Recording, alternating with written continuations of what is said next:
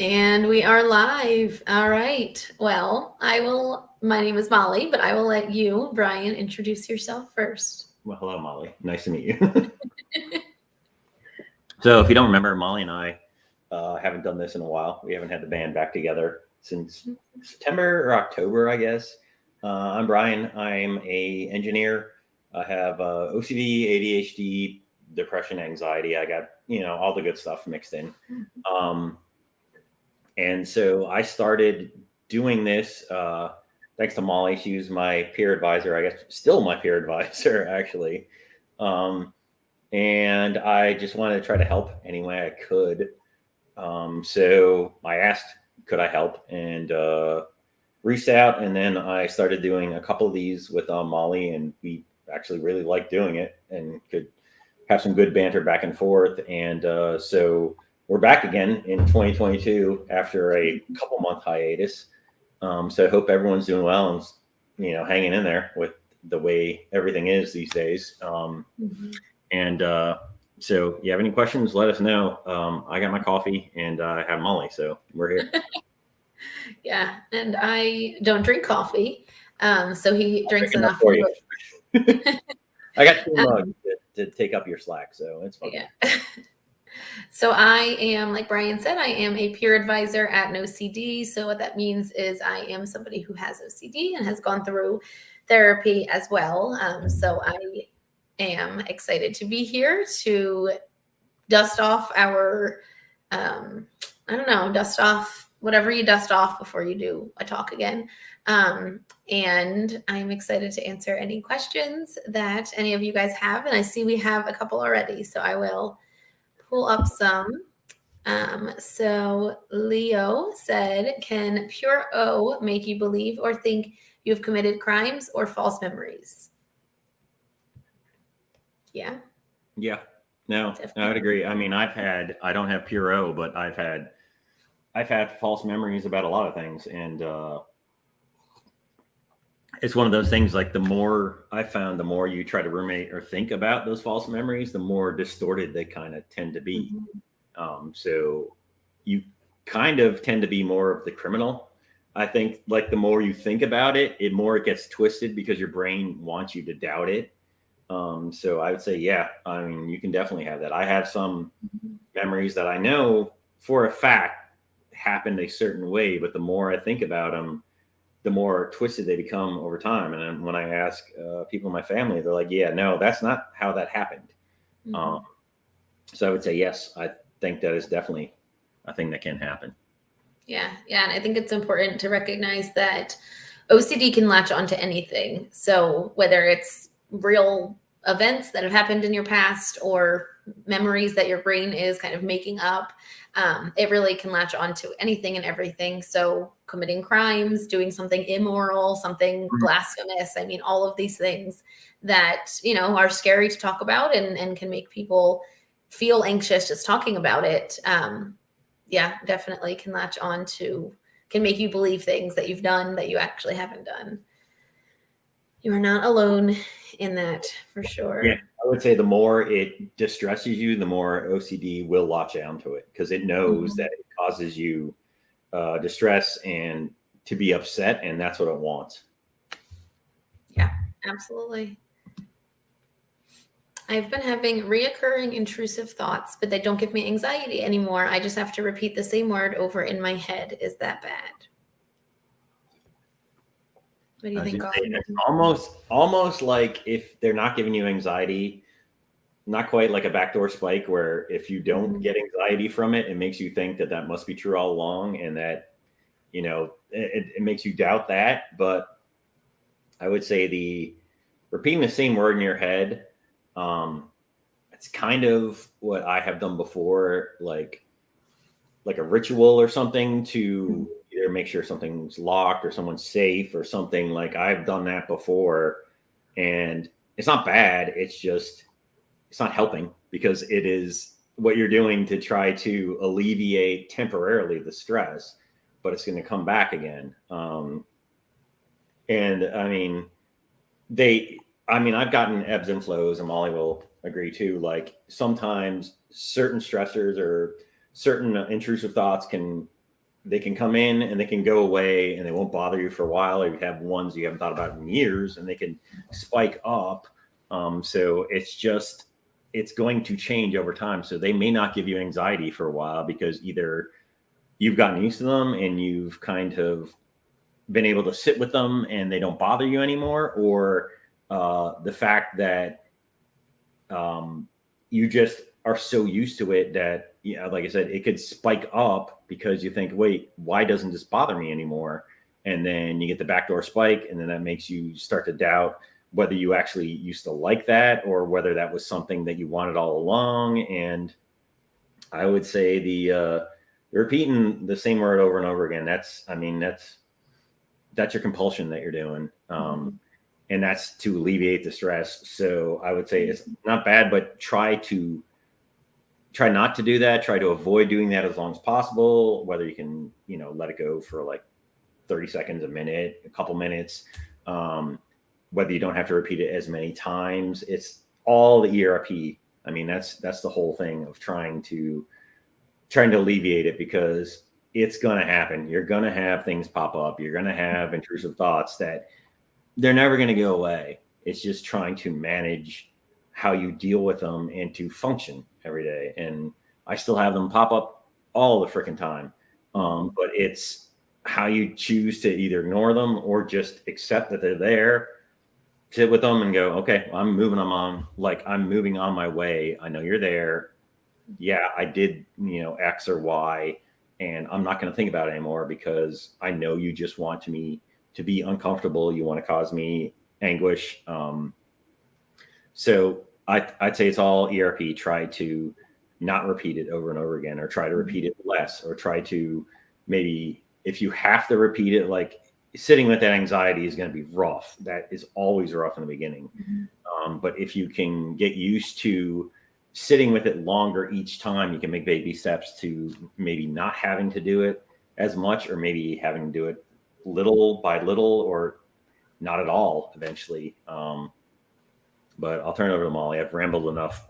No, I think you said that really well. And I think that the question, is that bad? I mean, if it's not, like you said, if it's not impeding in your daily life, then maybe it's not that bad. But if you are repeating these words because, like you said, it makes your anxiety go down, or it, brings you some sort of peace, then it is probably a compulsion. And just like any other compulsion, ERP, exposures and response prevention is the way to kind of get through that. But yeah, I mean, everything else you said, I'm like so distracted with the reflection. I can't handle it. I was wondering if you had any advice on dealing with metacognition OCD, thinking about being able to think. Yeah, that's something I have definitely experienced. And I would say the advice, which you guys are all going to get very sick of hearing us say, but exposure and response prevention is with a licensed professional. They will be creative with you and find ways to expose yourself to that. It's hard when it is mental compulsions. A lot of times people find that people start their journey into therapy thinking this is impossible. You can't do an exposure for something that is mental. But that's not the case there. You just have to get a little bit more creative in certain ways to kind of allow those uncomfortable feelings to exist. So what exactly is metacognition OCD? I'm not really. So yeah, like having obsessions about your obsessions, basically. So okay. I've heard people all say, like, what's that? It's all internal that you're. Yeah, I think most of the compulsions would be, like I've heard someone explain, like they wake up in the morning and before they even start thinking about their day, they have these fears that their anxiety is going to impact their, job or their relationship that day, whatever it is. Yeah, no, I'm in there. Yeah. So it's basically, being anxious about the possibility of being anxious. Yeah. No, that's pretty much a daily occurrence. So yeah. I didn't know I didn't know what that was, but that's pretty much. No, and I think it is one of those that's hard to even describe, because it's like it's like obsessions about obsessions, and I might not even be really describing it well. That's personally what I've experienced. But I think anyone who has had OCD has probably had this type of OCD because, that's the way our brains work. We want to kind of figure out why we're thinking like this or what it means about us. But at the end of the day, as we know, it is OCD. So it is OCD treated. keeps us on our toes. That's for sure. Absolutely. Very much so. So this is not something I'm super familiar with retroactive jealousy as a form of ROCD. If I recall correctly, and I may be wrong on this, and please call me out. That's where you're thinking about your partners and you're jealous of either the relationships they've had before or the experiences they've had before in relationships. You're jealous of past partners or if they've been happy or other things like that. I've been on both sides of ROCD before, whether it's someone either not trusting me or me not trusting someone else for whatever reason. Both sides suck, to put it lightly, because you have that doubt in yourself and that person, and it's tough to just completely trust someone. I mean, that's just given. There's always going to be something that makes you question something they do or something. It just depends on how much you go down that rabbit hole. But it's the thing I always try to remember is that it sounds bad to say so what? Like, that Dr. McGrath and there like always says, like, so what if this happens, or so what? You can't control the future. If something happens with you and your partner, you can't control it. Like, things are going to happen. If you're meant to be with them, you're meant to be with them. Like, no one knows what's going to happen in the future. But the thing is, if you've done everything you can and you've been true to yourself and true to them, it's not your fault. Like, don't blame yourself in advance for something that may happen. And it's one of those things that's always, I think a lot of people have it more than they realize. I think a lot of people have this where they'll question like something little and make something huge about it. And it makes sense to them. And I get it because I've been there. But at the end of the day, you can never be, it's hard to say, you never be 1,000,000% sure that things are going to work out. There's no, I mean, OCD hates the gray area. You can't flip a card over and go, yep, it's going to work out with this person. No, it's not. Like, you're not going to flip the coin and find the answer. There's always going to be a gray area, and it doesn't want that at all. And as long as there is a gray area for anything, it's going to find a way to eat away at you for that. And if someone you care about, it's going to latch on to what you care about most. And that person is going to be what it doubts most. And especially with ROCD, it's not going to let up on that. And the thing you have to realize, when you realize it is the ROCD doing it, you say, so what? I'm happy with this person. I'm happy now. I'm doing the best I can. They're doing the best they can. Like, leave me alone. I'm just going to enjoy it now. As terrible as that may sound, that's probably the best way to go through it, because you're not putting it on yourself. You're not putting it on them. You're not giving into the OCD, because giving into the OCD and the doubt is what's going to perpetuate it and make it even worse. But that's just my opinion. Yeah. And I always think, I mean, obviously there could be a point where it would be detrimental, but I always think being open with your partner is going to be helpful in any type of therapy, but especially when the OCD is latching on to that relationship or to that person. I think it is really beneficial for them to be aware of that and to know, it doesn't excuse your behavior, but it does explain it a little bit when and if things get bad or you're difficult, it kind of gives a little bit more of a reason of like, hey, this is a mental illness I'm dealing with. This is how, it shows for me. And yeah, no, I agree. And I think that's one of the big things is as long as you're open and honest with your partner, and you're back and forth, like talking about your feelings and everything, like it's okay if you have doubts or something and you voice them with them and you talk it through. I mean, that's the big thing is if there's something bugging you, say it. Because if you don't, like the OCD is going to eat away at you and go, well, why did she or why did he do this? And then it's going to keep going over and over in your head. And it's like, okay, rather than just stay up on that thinking about it, just ask them like, well, why did you do this? And then get it out in the open. I think that's the big thing. I agree. Yeah. Hi from Iran. That is exciting. That's cool. I love when people say where they are messaging in from. Can people with ROCD be involved in successful relationships? Absolutely. Yes. And for people who don't know, ROCD is relationship OCD, which is when your OCD obsessions center around your relationships. They can be romantic relationships or they can be platonic relationships.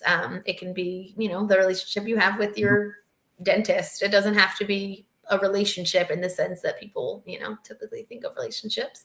But yes, you absolutely can be in a successful relationship and have OCD centered around that relationship. It's challenging, but it is definitely manageable.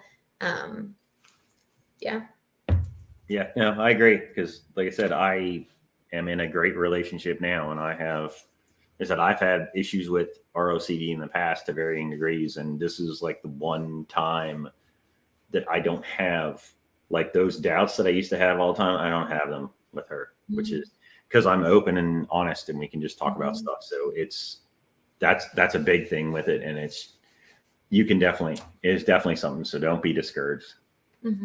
Absolutely.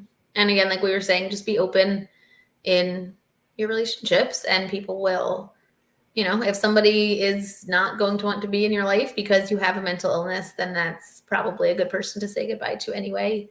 But that, that's just our opinions. Does OCD cause physical sensations like anxiety does, palpitations, shortness of breath, etc.? Yeah. Had all of them. Yep. Been there many times. Stomach issues, anything, you name it. Oh yeah. Oh, that's a big one. Yeah. Feeling nauseous. That's a very big one. Yeah. Getting like the paralytic, like you get paralyzed in public trying to do something, like that thought of I can't go past doing a certain thing. Yeah. Absolutely. Like they go hand in hand a lot of times. I mean, it's tough sometimes to figure out where the anxiety and the OCD, which one is causing which. Because they feed into each other. So all the above, not good times. And then I know you had mentioned earlier, like I know for some people who have other mental illnesses as well, that I'm assuming has got to feed into that in some ways, like depression, for example, where you don't want to do anything or you feel like you can't, move. And then you have the anxiety that's like, go, go, go. And I can imagine that is challenging to have, those two kind of differing voices, so to speak. Yeah, no, I mean, they definitely all kind of feed each other, which is tough sometimes because, I mean, you may be controlling one like ADHD or anxiety or whatever, and then something else will spike up the other one. So when, like for a while, I had the OCD pretty good on control, and then the ADHD spiked up, which caused the anxiety to spike up, which caused the OCD to spike up. And that will happen. And so it's kind of like a balancing or more like a juggling act sometime with them. But it's just, you just have to do it. So you try as best you can. But yeah, it definitely can. It definitely will cause those sensations. That's for sure. Oh, yes, absolutely. Can obsessions make you lose passion and desire to do things in your life? I feel like all I am is my obsessions, no hobbies, motivations, desires. Does this get better with treatment? Yes. Yeah. Yes. All of those questions. Yes, yes. I know for a while I had a big problem with trying to get motivated to do anything, uh, especially in the beginning of the day, because I was so worried about getting every step right through the day that I would get like, paralysis through analysis. Like I couldn't even get started because I would be like negative 20 steps behind where I wanted to be. And so I couldn't get motivated to do much. And it sucked. Like it was like I didn't want to do much at all. I wasn't like that before. And yeah, it definitely does get better with treatment. It helps a lot. I think one of the big things is recognizing everything, like all the subtypes of OCD is a big thing. And everything you do every day that you don't realize is because of or an effect of your OCD. Like a lot of things I didn't make sense why I did them. I just thought I was different. But then realizing as I started going through an OCD and talking to Mollie and talking to Alex and then Robin, I realized, and like now I can see when OCD is starting to cause an issue, and I try to mitigate it. Like I will sometimes be like I will say out loud, like, no, like I'm not doing that, or I'm not falling into that again. Don't give into that. Which sounds weird, but it's when you're cognizant of everything that's going on, you can realize the parts of your life that are affected by it. It definitely gets a lot better because they said intrusive thoughts are going to happen. Everyone has them, whether you have OCD or not. It's just to what degree they happen and what degree you let them affect you. I mean, that's the big thing is how they affect you. And when you can actually manage them and go about your life and just accept that they're going to be there and just don't pay them any mind and be like, yeah, whatever, I'm not listening to you. That's when it starts feeling a lot better. And then you'll start and you need to celebrate and be proud of when you can actually get through those hurdles. But yeah, it will get better with treatment. And yes, I feel you because I've been there, where the obsessions will just take over. They'll flood your mind and you will not want to do anything. And your, motivation goes down the toilet. But it will get better. Treatment definitely helps. ERP definitely helps. Realizing what you're dealing with and what you're suffering from, especially if it's something besides OCD, because maybe OCD is an underlying cause. Getting to that underlying cause is really what helps you. So, yeah, I definitely encourage you seek treatment or seek help, whatever you need to do. Yeah, enough rambling for me. Yeah, and I think that separating yourself from the OCD will be helpful as well. Because I do remember a time where I thought I was my OCD and that was it. Like that made up my entire personality. So I would say find the things that you want to do, even if the OCD is loud. I know it can be hard to start something new, especially I know for myself, I was dealing with a lot of just right compulsions, and starting anything was terrifying because what if I didn't start it right and then the entire thing is ruined and I might as well just throw it away. And that can be really hard when it comes to doing something fun like a new hobby. So I would say try to figure out, what you actually care about, what you value, and like Brian said, kind of try to ignore the OCD as much as you can, and still do those things that you enjoy that bring you joy. And hopefully you can look back and kind of realize, it was the OCD holding you back. A lot of good questions here. All right. OCD has made me hyper focus on the way that I feel emotionally, constantly checking, ruminating, and desiring to feel good. It's very automatic and constant. How do I stop? So that's kind of like what we were saying earlier, like the obsessions, the thinkings around how you feel, how you think. And I would say to get with a professional to help you work on exposures for that A lot of acceptance, I think, will be important, of accepting that we can have emotions that we don't want. We can, for lack of a better word, have these bad emotions, and still do the things that we want to do, even if we don't feel good, whatever that even means, feel good. I know for me, one of the things I would do, well, I say I would do, but I know I still do, is as far as like the checking, ruminating, desiring to feel good, I would do something which may sound silly, but like I would, if I got something new, or if I got something like, whether it's a game controller or something, like I would read and try to make sure, like if I memorized it line for line, it made me feel better for some reason. I don't know why. Because, a lot of OCD, why it does that, but because I knew exactly what it was and there wasn't any doubt, like I knew what the message was, I knew what this meant. And whether it's like an article or something, like if I could repeat it verbatim, it somehow made me feel better.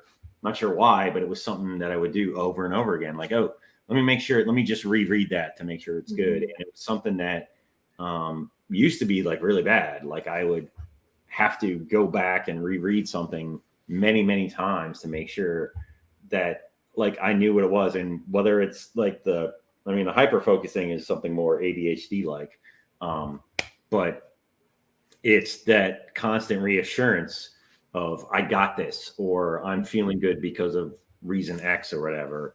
And maybe that's something that you're talking about. That it's like, it's more reassurance than like to feel good. It's that you got something to a certain degree where they have it perfect or something, which means maybe more perfectionism or, just right. And it's accept the fact that nothing will, you're never going to have anything perfect. Nothing will ever be. And that's something it's funny because I know some of my like friends' kids are like that too, where they want something to be perfect. And I'm like, it's never going to be perfect. It's okay if it's not going to be perfect. And I've had that with my kids too. Like they want something to be just perfect. And I'm like, I get it because I've been that way before. Like we got to get this just right. But I'm like, it's okay. Like it doesn't have to be. Like we're not making, like the Lego set, it doesn't have to be just right. It's okay. If we're missing like a gray piece and we put a blue one, no one's gonna care. It's okay. But I would say just accept the fact that there's going to be uncertainty. The big thing that we always keep trying to drive home is there's going to be uncertainty. There's going to be uncomfortableness, and you have to accept that because nothing is ever 100% certain ever. And if you're constantly the ruminating and constantly checking is just your compulsion over and over again. And the more you do it, the more you reinforce it, and the worse it's going to get over time. So it's one of those things that if you can do it, start, making it less and less the way you do it, or how often you do it, or how much time you spend on it, then eventually it'll get better and you don't feel the need to do it. And that will probably help you. I mean, it will help you. That's a form of ERP that will help you to not do it all the time and not spend so much time. Maybe it's only 5 minutes, but for those of us, it's been like an hour or more that it gets bad. So the less you can do it, the better. And if you can nip it in the bud early, then you should. Yeah. What he said. How do I deal with needing constant reassurance from others? That's a good question. It's one that we all always want reassurance, whether it's, I will still find to this day, Molly, like I will repeat something to someone to get like confirmation that like I said that, even though I know I did.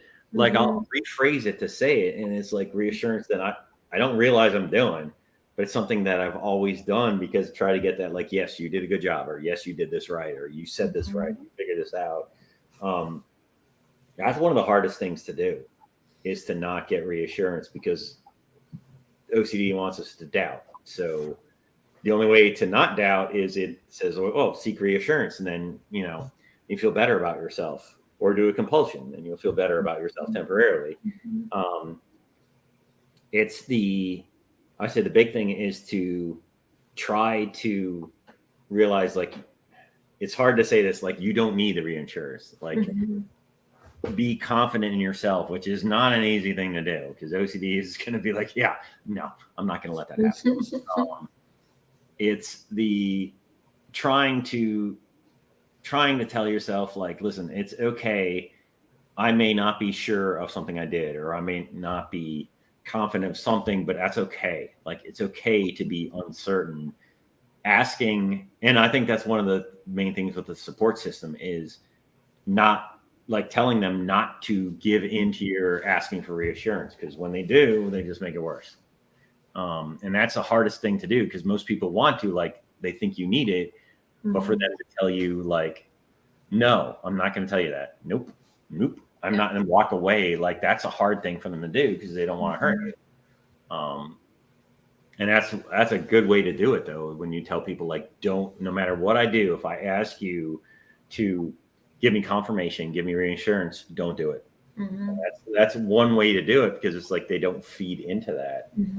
But that's certainly not an easy thing to get over at all. But I mean, normal people may have an issue, but us,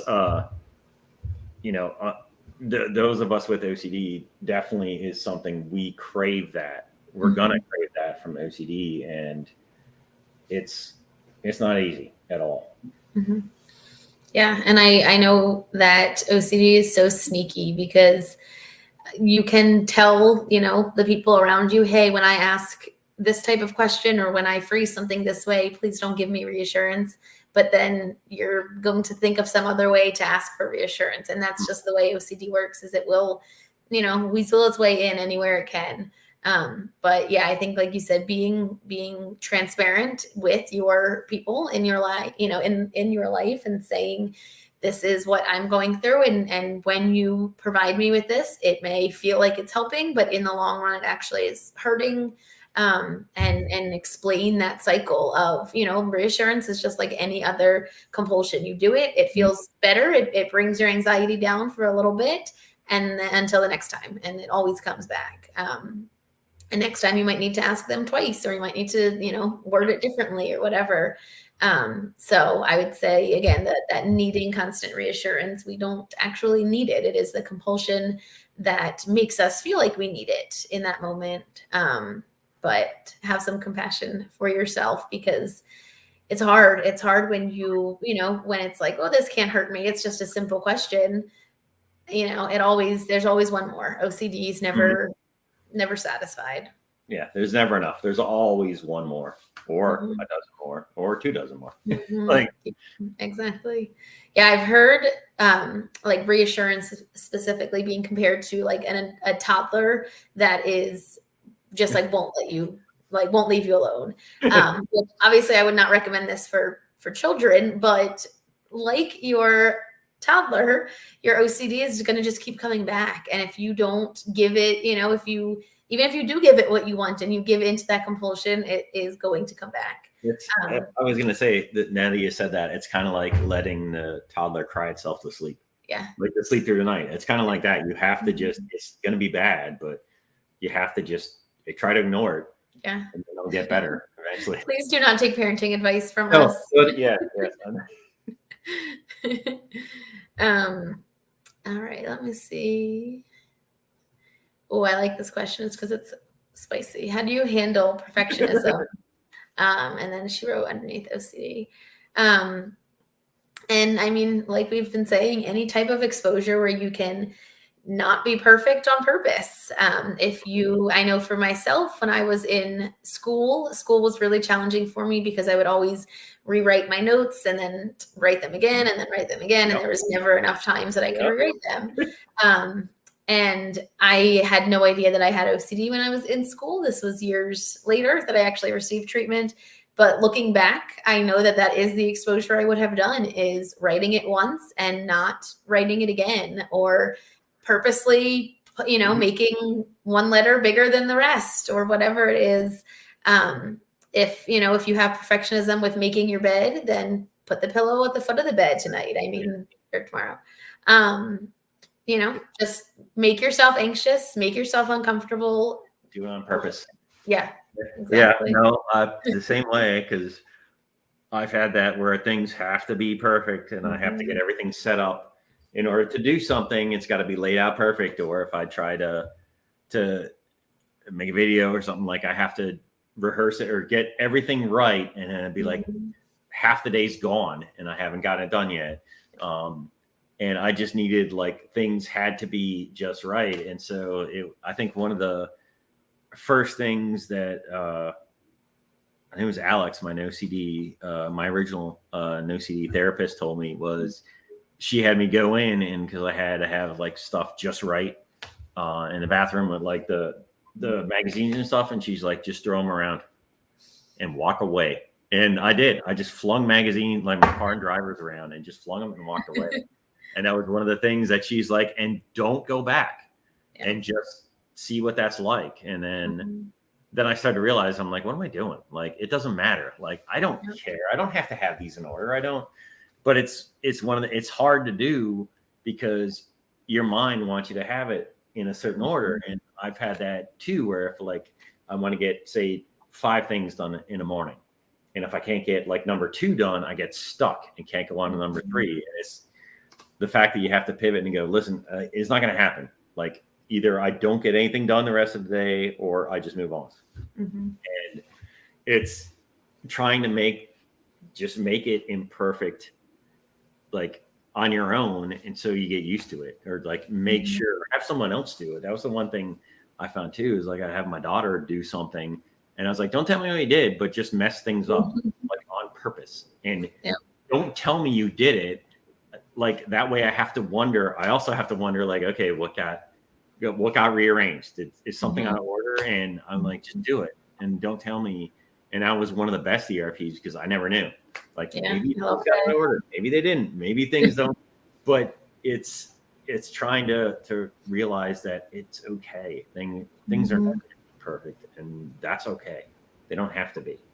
And that's getting used to the imperfectness and just being able to sit with it and be like, you know what, I'm okay. It's not affecting me. The world's not stop turning. Like, it's okay is probably the best thing to do. And that's, like we say, it's always ERP that does it. Yeah. And I like what you said earlier, that perfectionism doesn't really exist. I mean, there isn't really anything that is perfect. That's not really, there's no reason to strive for that if we can't achieve that. We can achieve progress. We can achieve, better than yesterday and more successes, but there is no such thing as perfect. So progress, what's the saying? Practice makes progress, not perfect. So, you can do better than you did before, but you can't be perfect. And that can be scary to accept, but that's true. I mean, no one is. No, sure. Yeah. Have either of you experienced groinal responses, and how did you handle them? So for anyone who isn't aware of what that is, Guernal response is basically when you have a thought about whatever and you get a reaction down there. For lack of better words, it does not mean you are aroused by this thought. It just means you have a body and you reacted, physically to something. When it comes to OCD and anxiety, a lot of people get obviously very anxious about these things because that happened in response to looking at a child or to looking at, something that isn't sexual in nature, and their body reacted in a sexual, response. As easy as it is, as kind of an outsider speaking about this, I know it is obviously really difficult when it's happening, when it's, when you're in the heat of it. I would say to, remind yourself, like I was just saying, that it's not you, it's not what you value or what means anything to you. It is just your body reacting to something. When when your eyes blink or when you hiccup, you don't question why you did that. It's just kind of part of being a human with a body. That's, yeah. And again, that's so much easier said than done, but that would be kind of my go-to advice. Yeah. I mean, say the big thing is that OCD, don't let OCD try to make you read more into it than there is. I mean, a lot of times you have a response, you wake up, you're gonna have responses, or like something may get you in a dream or something else. It doesn't mean that you want the dream to be there. It doesn't mean that you want the reaction. It's just your body responds to the stimulus. That's the way it is. And a lot of times, especially if, like you said, if you're sleeping or something, it's an unconscious thing that happens. But OCD wants you to read more into it than you should. And it's going to keep bugging you because it wants you to give it an answer. Like, this is because of this. Because like, am I good? Am I bad? Like, it wants the black and white and it hates the gray. So I would say, yeah, don't try not to read more into it. I guess is the best I can say it, because things happen. Your body has responses to anything. I mean, this is a different example, but like I had my puppy out with me earlier. The wind hit her and she peed all down my side when I was carrying her with her. She didn't mean to do that, and it wasn't something she planned on it. It was just the way her body responded when the gust of wind hit her. I don't blame her. She didn't know what was going on. She was as surprised as I was. It's something that happens. Like, it's kind of like that. Your body responded. Don't read into it or try to put too much thought into why it happened. It happens. Things happen that we don't control, whether it's like it could be, any stimulus that causes things to happen. A response happens, and don't try to read too much into it, I guess is all I can say. And your OCD is going to want you to. So we all have had ridiculous intrusive thoughts that, we come out of nowhere. One we wish we didn't have, but it's the fact when you can say, listen, that's not me.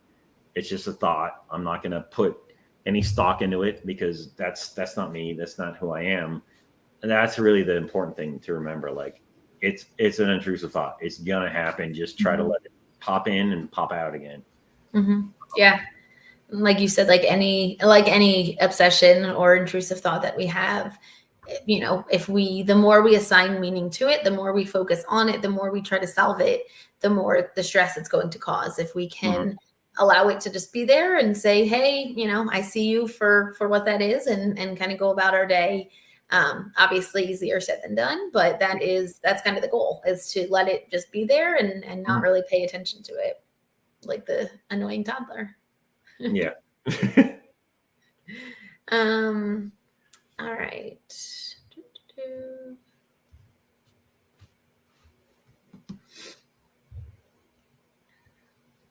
So obviously we cannot diagnose you, Kyle, or, provide any clinical answers. But I would say that, again, OCD latching onto fears of becoming schizophrenic absolutely is a thing. That is a form of OCD, is fears of becoming more mentally ill or becoming, having a different mental illness. So I would say, from what I know of OCD, that sounds like it could fit right into there. But it also could just be anxiety. Yeah, no, and I will say the constantly doing research of it, that is definitely a big key for OCD, is typically even before being diagnosed or even after, you go searching for different subtypes you have. And you can go down massive rabbit holes into trying. And then we've all kind of done it, like, oh, I think I have that one too. I have that one too. I have that one too. I don't think that one's been discovered yet, but I think I have this. You can go down some massive ones. So yeah, like trying to worry about other disorders you may have because of the comorbidity with OCD and everything. That's a common thing. We've all kind of done that. And tried to research what else may be wrong, or what is the root cause. I mean, that's one of the things too, is OCD causing something, or is it anxiety causing something? Like, what's the bottom line of what is causing what? And a lot of them, like I said, you have more than one a lot of times, and that's common. but it's trying to find out, especially if you haven't been diagnosed with all of them, trying to figure out on your own. It can be a dangerous thing, because then you're going to start manifesting those in your mind, like, well, maybe I have this or maybe I have that. And then OCD is going to keep you up at night thinking, well, did I do this? And when I was 10, this happened. Maybe that means this. And you can go down a dangerous path with that. Just be careful, because one of the things is checking over and over again to do research is a compulsion in itself. That's something that if you spend all your time trying to find out like what may be the cause of something, then that's in its own compulsion that gets worse and worse over time too. And I would say, yeah, I mean, honestly, just like, again, anything can be a compulsion. Trying to diagnose yourself, trying to determine if this is your, if this set of symptoms fit your set of symptoms, that could be a compulsion. And at the end of the day, I mean, if we call it OCD or we call it anxiety, whatever you want to call it, if it is negatively impacting your daily living, that's, to me, that's enough of a reason that you should want to get help, or, in some type of support group or something, so you can get a better understanding of this. Yeah, but, I mean, that's a big thing. Like Mollie said, when it's impacting your daily life, like that is something, like if people can wonder, like, do I have this? Do I have that? It's like when it affects you going about your day, like you really need to go get you, even if it's just calling to try to figure out what you got. That's when you should make a change, because otherwise it's going to get worse. It's not going to get any better. Yep. Hi, Zoe. How long does recovery take when you are working hard to disregard OCD and do ERP every day? Good question. That is, I don't know if anyone has that answer. It really will depend on you, on your symptoms, on your needs, on how often you're meeting with your therapist. I think that's impossible to answer, to be totally honest. I would say one of the big things is don't get discouraged if you slip back, because you're going to have slip ups. That's just going to happen. You could be doing fantastic, and it could be an outside stressor. It could be like something else happens. You may have random stuff pop up. Like OCD likes to be like the leak in a dam. You plug it popped out somewhere else. So you can take care of all these compulsions, and one may pop up that you haven't thought about in years or is completely new. It's going to happen because OCD wants your attention. It's like, hey, over here, come pay attention to me. You need me. So when you slip, don't get discouraged, because a lot of people, if they slip up, think they're going back to step one. You're not going back to square one. That's not how it works. You've made progress. And the big thing is be proud of yourself for every little incremental step you make. Whether it's, hey, I sat with this for 5 minutes. I sat with it for 10 minutes. I didn't give in to compulsions for this, or I didn't think about this. Like every little step you make counts. And you may have a day where it's just, you've had a crappy day. Like you got a flat tire. I don't know. Your engine blew up. A meteor fell from the sky, hit something. I don't know. But you've had like a terrible day and your OCD is through the roof. It doesn't mean tomorrow can't be better. Like tomorrow you can start over again. You didn't lose any of that progress. It's just that you had a bad day. You slipped back. Like that happens. Like so don't take that as you got to start over again. You're going to have slip ups, but as long as you keep chipping away at it, it will get better. But you can't let up, because if you don't keep up with ERP, even if it's like, you don't have to do it the same amount every day. You don't have to do the same. I mean, you can think of different ways to do ERP. And that's one of the good things with the therapist. Like you can come up with creative ways to make it different each way. And some of it may be, opportunistic, like something you didn't plan on. You did ERP because of something that popped up while you were somewhere, and you're like, hey, I can do this. Like, hey, I'm at a mall and I'm, I don't like this scenario happening, but I'm going to force it anyway because I'm here. That like some of those can be the best ways to try to overcome it, because it's something that happens in real life, that it's not just a practice thing. You practice in your safe environment is definitely great. But if you do something out like that, that's fantastic because you didn't plan on it. It was there. And so you try to take advantage of it. And so it's always going to be a constant struggle, but it will get better. And you just cannot, you may be able to relax or maybe not have to do ERP as much, but just every once in a while, remind yourself. And that's one of the things like with this is doing these, it helps remind me of like all the issues I have and, you know, practice what you preach and do like, this helps me to keep up with it and answering like people's questions on the app and stuff like that helps me to keep doing it. That's kind of my ERP some days too. So I would say like the length of time is going to vary. Depends how many subtypes you have, depends on how long it's been going on. There's no real good answer, but the thing is, as long as you keep working at it, it will get better. It will get better over time as long as you keep at it and don't give up and don't get frustrated. Mm-hmm. Yeah. Yeah. I think ERP is like a lifestyle, not I mean, obviously it is a therapy, but it's not something you can just do in your therapy sessions and then be done. You know, it is something that is lifelong. And I think, you know, sometimes hearing that OCD is a chronic illness can be really discouraging because that means it's not going anywhere.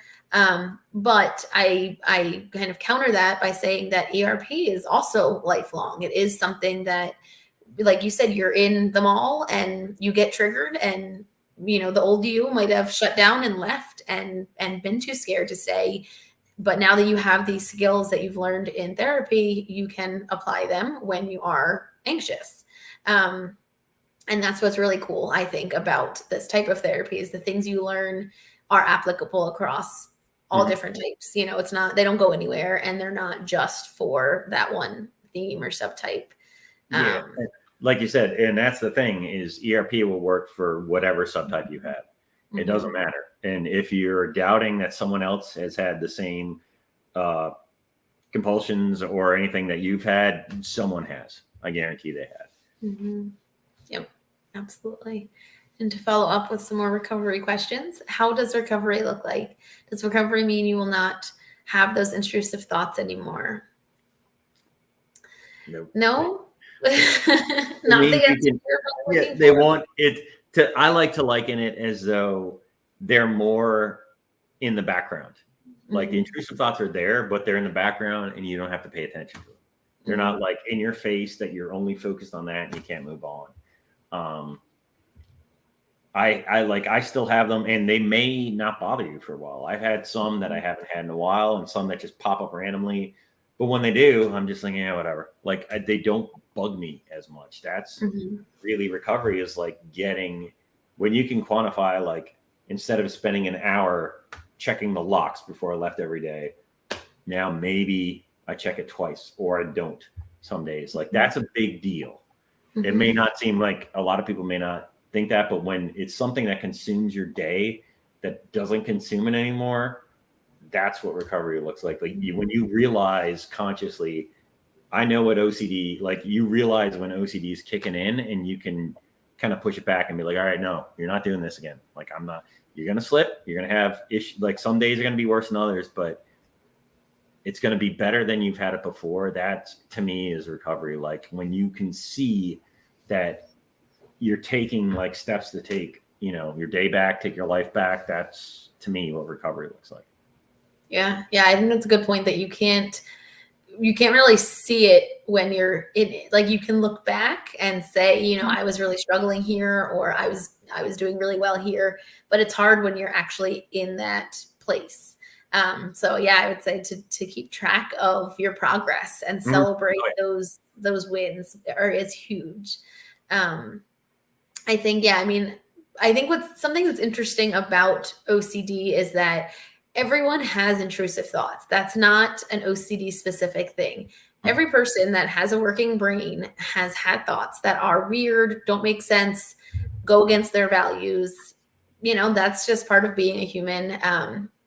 So I think that can be reassuring in a healthy way, to know that the thoughts aren't the problem. And the thoughts are not, the goal of ERP is not to get rid of the thoughts or to stop these intrusive thoughts. The goal is to live with them and still do the things that we want to do. So I would say for myself, being in recovery, again, it is, I think, lifelong. There's no end destination. It's kind of an ongoing journey, but I would say being able to still do the things that I love, that I enjoy, that I want to do, being the one to be in the driver's seat, so to speak, instead of my anxiety. So that's what I would say recovery looks like for me. Everyone obviously will have different goals of what they want out of therapy, but I would say going into it with the goal to get rid of your intrusive thoughts is going to be a losing game. Yeah, I think the main thing is to keep in mind when you realize that you are not your intrusive thoughts, like they're not you, you're not them. That's not what you want. They're just thoughts. Like everyone, like Mollie said, everyone has those thoughts, but the fact that most people can just like toss them away, like don't pay any mind to them. That's the big win. The big recovery is that when you realize like, hey, you're not me, you're a thought I didn't ask for. You just popped in here. You're like, get out of here. That's a big thing. Cause I mean, if you start focusing on them, you give them more, they become more tangible, more something that you focus on more and more in OCD. Because I used to have that. Like I would focus a lot of times ruminating in my head, like, okay, this means I'm a bad person because of this, or I thought about this. That must mean that. They're just a thought. Everyone has them. Like recovery is when you can deal with them and not let them affect your day because you realize this is a normal thing. Everyone has these. But that doesn't mean that's me. It doesn't define me, and it doesn't have to. I can still go about my day. Yeah, I agree. How many exposures should people do per day? That will be completely dependent on you, and everyone's treatment will look so different because everyone's anxiety is different and everyone's OCD is different. There obviously are a lot of similarities, but the way that your therapist works with you on exposures will not be the same as the way that that therapist works with the next person. So that's not really an answer, but yeah, no, I mean, I would tend to say as many as you feel comfortable doing, depending on which one, because the more you can do each day, and like Mollie was saying, it depends on what your compulsions are, what your obsessions are, and especially if it's something that is something in real life you can practice, it might make it easier. Like if something happens, like out and about, like you find some event presents itself that you didn't expect, and it's like, hey, I can make ERP out of this. Sometimes that happens, and that's the best way because that's real life ERP that you can use over and over again because it's something you don't have planned. It's just something that may pop up. I would say if you can handle it, as many as you can do, but don't try to force yourself. The worst thing you can do is force yourself because that anxiety is gonna spike and it's gonna be bad, especially in the beginning. There's no way around it because OCD doesn't like when you mess with it. And if you're not feeding it your doubt or your anxiety, it's gonna ratchet it up and be like, okay, you're not gonna feed me, fine, I'm gonna make you feel worse. Just like that toddler. The OCD beast is the bully is going to try to fight back. But I would say whatever you feel comfortable with, the more, the better. But at the same time, don't push yourself because your anxiety may get really bad. And you may find out you don't push it to like a panic attack type thing. Like start small and start with something that is your, least anxiety provoking ERP, something that doesn't bother you that much. Start with the small things and work your way up. If you start at the top, it might get really bad. Start with something small that doesn't really cause you much anxiety and start doing exposures for that. And then work your way up and get a feel for how comfortable you are with it. And then maybe work yourself up to something that's a little bit more anxiety inducing. Yep, makes sense to me. And I think so it looks like it is 9 o'clock, so I will end it with, yeah, I don't know where this last hour went. But yeah, I just wanted to leave that one up there because it is hard. It is hard to have OCD. Yeah. It is difficult to talk about it a lot of times.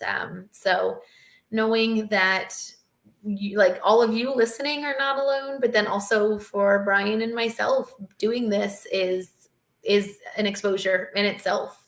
And being able to talk about this, these things that we've experienced, being on the other side of things, it is very nice, I think, to connect with others who get it, because not everyone does. Yeah. And I mean, the main thing is you're not alone. So just remember, whether it's watching live streams or looking at posting on the app or whatever you do, you're not alone. So don't feel ashamed. Don't feel like you're solitary. There's like no one can understand, because no matter what your obsession, your compulsion is, someone's dealt with it. And don't be afraid to tell your therapist, because they've heard it before. It's one of those things. Be honest and open with your therapist. Be honest and open with your support system. That is the key. If you can be open with them, because they're really your rock to lean on. And they will help keep you in check when you're not doing your therapist. You have your therapy sessions or your ERPs, and they can help you with ERP too. I mean, they can do that. I've had my girlfriend help me with them, because she knows that I have issues. I mean, I know I hide them well, but she knows everything I have going on, and she can help me with them. And she knows going back and be like, hey, hold on, like, listen, come back. Like, it's okay. And she'll bring me back to reality. And I think that's one of the big key things, is to have a good support system, be honest with, those you care about and those that are trying to help you, and just realize that it's going to be something you're going to have to spend time working on. It's not going to change overnight. And OCD is going to make you doubt whether you have it. It's the only disease I can think of where it makes you doubt you have it, even after you've been diagnosed. It's going to go, nah, we don't have that. I can't think of a single other one that makes you doubt it when you have been diagnosed with it. It's hard, but you're not on your own. You have people who understand, and like, feel free, put comments in the app or put questions. Don't ever feel afraid to put questions out there, because someone will answer. One of us will answer something, or someone else may answer from around the world that you didn't know felt the same way you did. So just hang in there and stay strong. Yeah, absolutely. And I think that Dr. McGrath is next on Wednesday. So if anybody has a question that didn't get answered, come back Wednesday. And Brian and I will be back here in 2 weeks, I think. But yep, 21st, I believe. Yep. Yes, that sounds right. But thank you, Brian, for being here. Thank all of you for asking questions. Thanks for coming in, and thanks for asking all the great questions. Unfortunately, we can't answer all of them, but we try to do the best we can. Have a good night, guys. Take care. Bye.